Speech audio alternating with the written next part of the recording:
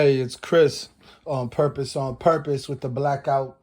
I think I'm gonna do this every like on the weekend because I don't go out, I don't do too much, So let's make this a party. Yeah, I definitely want to speak on emotional intelligence. Emotional intelligence. So I was thinking those two words, they go together so good because you're thinking of brain and mind and heart connection there. Emotional intelligence. Because see, we speak to people every day and we expect them to understand exactly what we're talking about or to fully engage in what we're expressing. And the fact of the matter is, when that person does not show us that right, proper engagement or the attention, rather, I should say, we can get a little bit flustered. I know I can. Or we could be, you'll be like, what? And what? They didn't get what I was saying? Was I speaking a different language than what they understand? They didn't get anything I was saying. But a person can only give what they have. And that's not taking away from the person you're having the conversation with. This is about the emotional intelligence within you. You have to know. Now, the Prophet Muhammad sallallahu alaihi wasallam said, "You speak to the people as they understand." If you were explaining stocks and bonds to a 5 or 6 year old, you would not just go, "Okay, yeah, you buy 10, and then you could go over here and do that, and then da, da, da, da, da, da, da, da, da." You wouldn't do that because the little boy or girl will walk off from you smiling like, "This dude talks a lot. He sure talks a lot, mommy.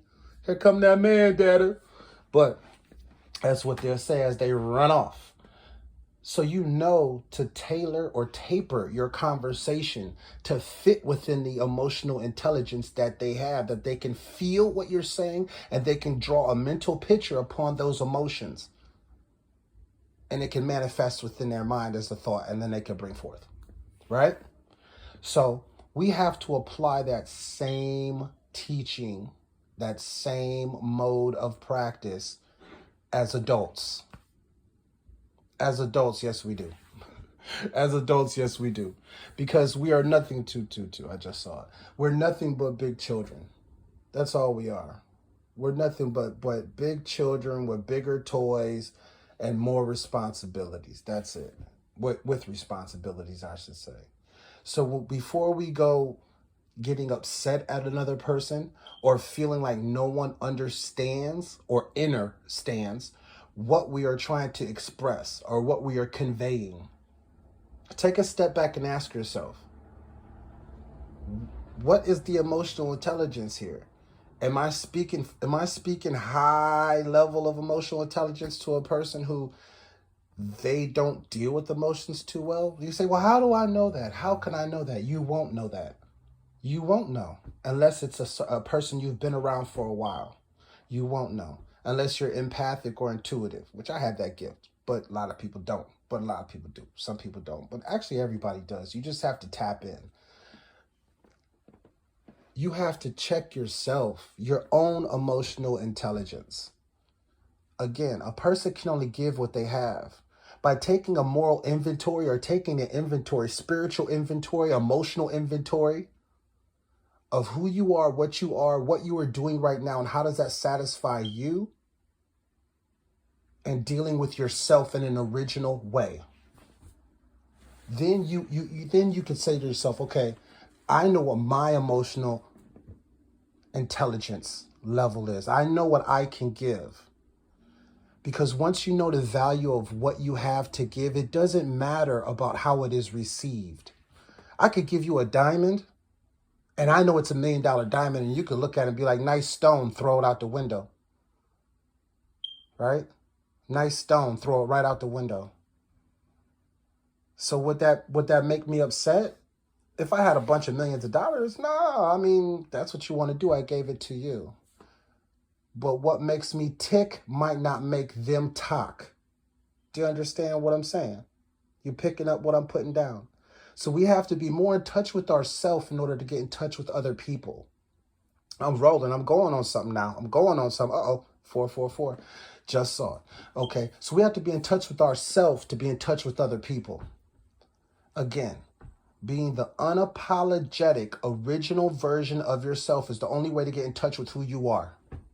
I don't care what book you read. I don't care how many books you read. I don't care how long you do anything. If you are not taking an inventory of your emotions, if we are not taking inventory of our emotions, our actions, our thoughts, then we're not seeing the true value of what we have to offer. You know?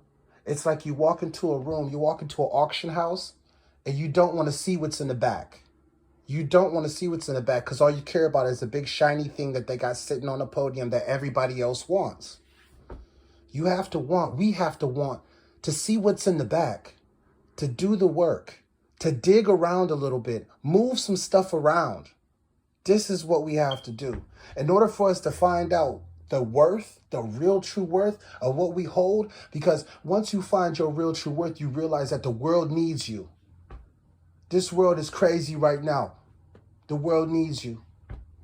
Because once you figure out who you are and your true, unapologetic, original self, then somebody else is going to say, damn, I like the way he or she is doing that. I want to do it myself. I want to do it too. And now there's no more follow the leader. Follow the leader can be a good thing as far as business. Business does go off a motto. They follow the wheel. You make small innovations and then you take something and make it your own. They say a good artist creates, but the best artist steals. Come on, man. See, they say art imitates life in that fashion, then I guess, because people see the best of people and they don't want to say, hey, I like what he has. I'm gonna understand it, and then I'm gonna internalize it, and then I'm gonna make myself my own version of that, not copy that. But emotional intelligence. All this falls under emotional intelligence. What are you thinking? How are you thinking? Do you talk to yourself the right way? Do we? I hate that I. When I say I, I'm really looking at me, thinking, talking to me and about me. So don't think that I'm pointing the finger at you. Because even if I did, it'd be 3 pointing back at me. You dig where I'm coming from? Huh? You picking up what I'm putting down right now? I'm holding a clinic, baby. I'm putting on a clinic, baby. Stop playing with me. Man, I got the Library of Alexandria in my brain. No cap. Just tap in. So, basically, emotional intelligence. Emotional intelligence. Because on the other end, what? You could be emotionally unintelligent, not be in contact or be in touch with who you are. Because see, it goes even a little bit deeper than that, because emotions are attached to everything that we do. Everything that we do. Emotions set the precedent how you feel about something. A person can say something to you and it could be a word that nobody else cares about. But because when you were a kid, somebody called you fathead, fathead, fathead, fathead, your friend might say one day, a new friend, somebody who doesn't, oh man, you got a big head. That shit might send you through the roof. Oh man, I ain't got no big head. But because you've attached something to that emotion takes precedent. And when it takes the precedence, it's gonna attach itself to whatever's coming down the pipeline that feels uncomfortable. Once we get uncomfortable, really tap into this emotional intelligence, look at what we're putting out. You're careful about what you take in. You'll go spend $10 on this type of music, $15 on this cassette or tape. That's how old I am, cassette. I don't care. I'm 42, baby. Look like I'm 31. Yeah. Hey, I'm putting on a clinic, man. Stop playing with me. Listen, you'll spend $50 on a this and a that, and I want a shiny this, and I want a shiny that, and I want something that plays music when I go down the street, and I want the bells and the whistles and the this and the that. So you're worried about what's coming in. Are we worried about what we're putting out though? Because this is the thing. When you speak, your voice doesn't come from outside in. It comes from inside out. So that means that it was created within. Anything that has anything of worth is created within. Hey, this is Chris for On Purpose, On Purpose. I try to keep it under 10 minutes, but I'm putting on a clinic every Friday night. Talk to me on purpose, on purpose. I love y'all.